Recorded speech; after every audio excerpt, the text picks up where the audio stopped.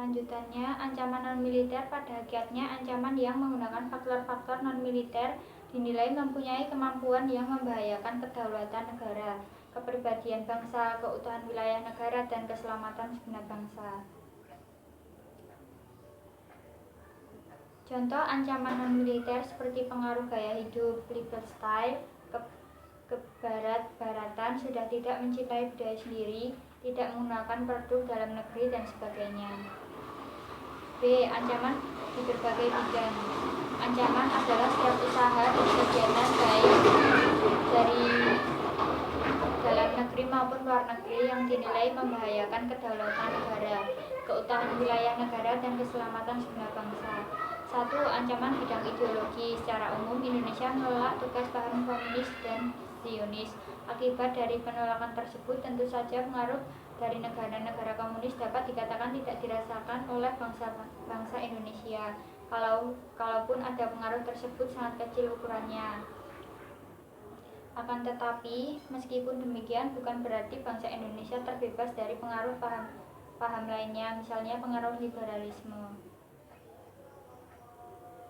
2. Ancaman di bidang politik. Ancaman di bidang politik dapat bersumber dari dalam negeri maupun luar negeri.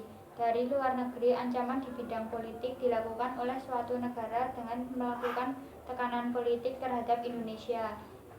Intimidasi, provokasi, atau bloket politik merupakan bentuk ancaman non-militer berdimensi politik yang seringkali digunakan oleh pihak-pihak lain untuk menekan negara lain.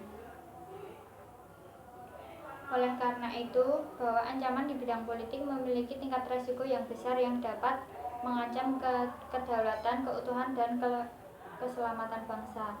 3.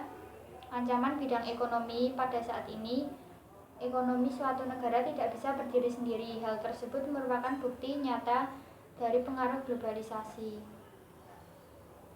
Dapat dikatakan saat ini tidak ada lagi negara yang mempengaruhi globalisasi. Perekonomian merupakan suatu proses kegiatan ekonomi dan perdagangan di mana negara-negara di seluruh dunia menjadi satu kekuatan pasar yang semakin terintegrasi tanpa rintangan batas teritorial negara.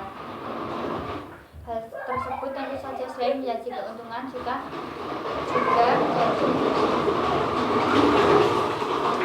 menjadi ancaman bagi kedaulatan ekonomi suatu negara. 4. Ancaman di bidang sosial budaya. Ancaman di bidang sosial budaya dapat dibedakan atas ancaman dari dalam dan dari luar. Ancaman dari dalam ditimbulkan oleh isu-isu kemiskinan, kebodohan, keterbelakangan, dan ketidakadilan. Isu tersebut menjadi titik pangkal timbulnya permasalahan seperti premanisme, separatisme, terorisme, kekerasan, dan bencana akibat perbuatan manusia.